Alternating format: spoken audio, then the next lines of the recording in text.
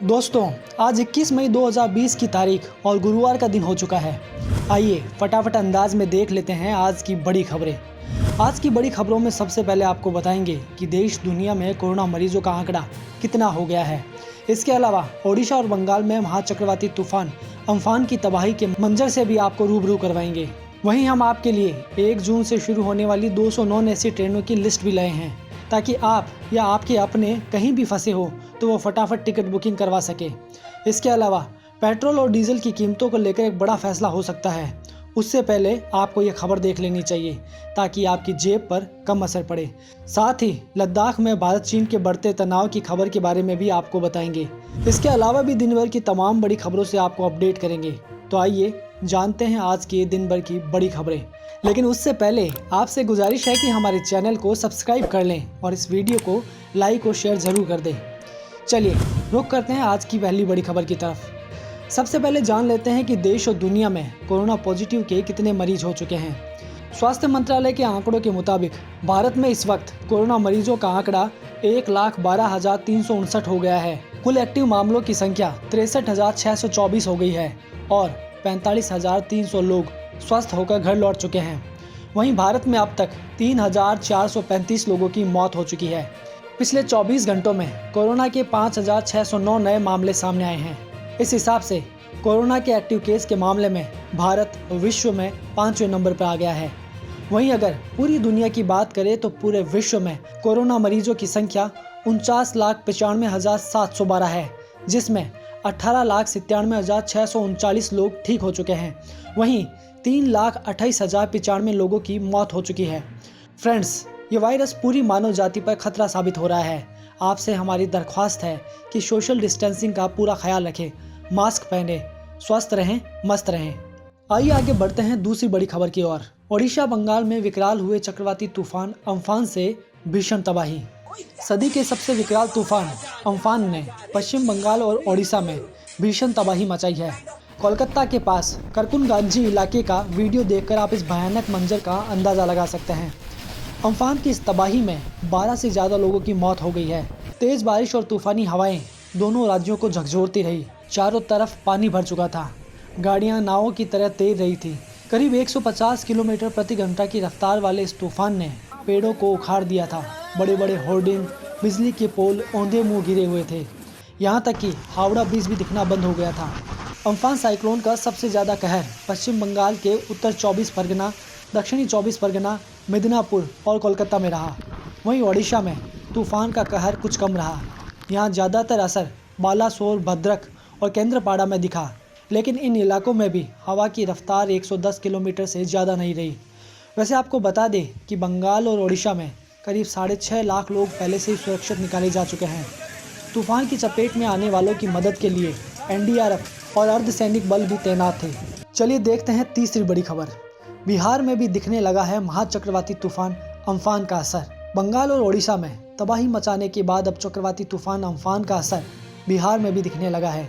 बिहार के उत्तरी इलाकों में कई जिलों में मौसम ने करवट ले ली है। कहीं बादल छाए हुए हैं तो कहीं तेज हवाएं चलने लगी है। अम्फान साइक्लोन का असर लगभग बिहार के सभी जिलों में भी दिखने लगा है। मौसम विभाग ने 2 दिन पहले ही अम्फान को लेकर बिहार में अलर्ट जारी कर दिया था। मौसम विभाग का पूर्वानुमान है कि अम्फान का असर बुधवार से 3 दिनों तक उत्तर बिहार में देखने को मिलेगा। हालांकि बिहार में पहुंचते पहुंचते अम्फान काफ़ी कमज़ोर हो जाएगा। ये साइक्लोन बिहार के 20 जिलों को प्रभावित करेगा। जो जिले तूफान से प्रभावित होंगे उनमें मुजफ्फरपुर, दरभंगा, मधुबनी, समस्तीपुर, सुपौल, वैशाली, शेखपुरा, पटना, सहरसा, पूर्णिया, नवादा, गया, मुंगेर, मधेपुरा, किशनगंज, कटिहार, जमुई, अररिया, बांका और बेगूसराय शामिल है। इसलिए इस खतरनाक तूफान को देखते हुए लोगों को तमाम तरह की सावधानियां पहले से ही कर लेनी चाहिए। आइए अब जानते हैं चौथी बड़ी खबर।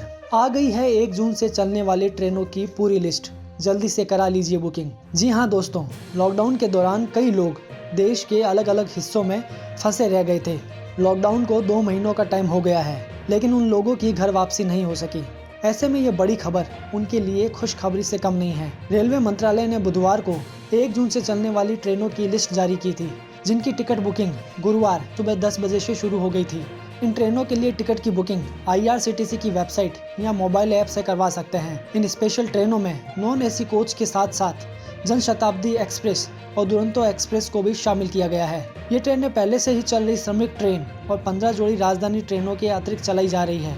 आइए आपको इस लिस्ट के जरिए बताते हैं कि 1 जून से चलने वाली ट्रेनें कौन कौन सी है, और ये है वो लिस्ट। तो दोस्तों जल्दी से बुकिंग शुरू कर दीजिए। इसके अलावा नागरिक उड्डयन मंत्री हरदीप सिंह पुरी ने घोषणा की है कि देश में 25 मई से घरेलू विमान सेवाएं भी शुरू हो जाएगी।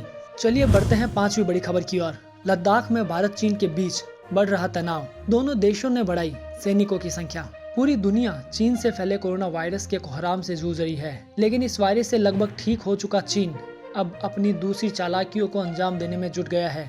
तभी तो लद्दाख में भारत चीन की सीमा पर चीन ने सैनिकों की टुकड़ियां तैनात करना शुरू कर दिया है।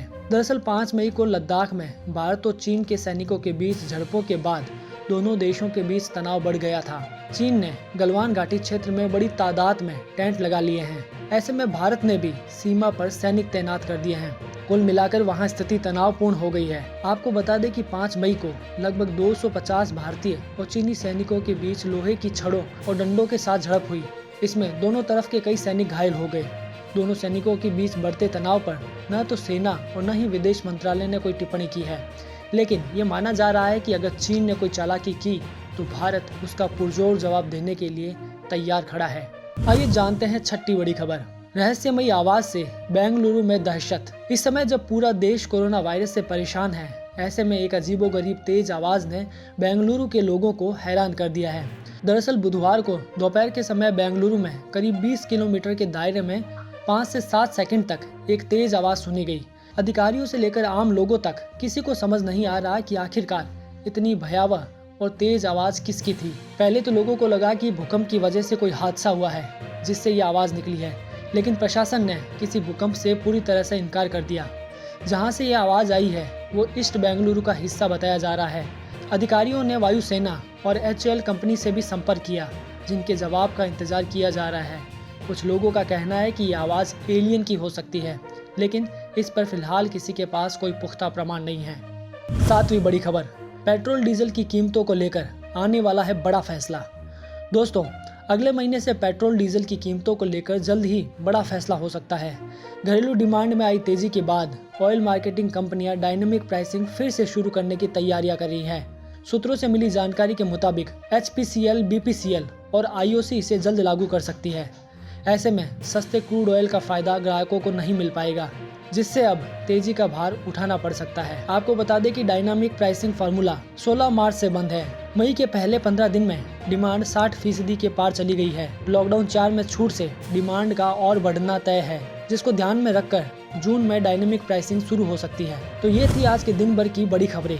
आपकी इन खबरों पर क्या प्रतिक्रिया है? अपनी राय हमें कमेंट करके ज़रूर बताएं। और हाँ, ऐसी और खबरें पाते रहने के लिए हमारे चैनल को सब्सक्राइब करना ना भूलें।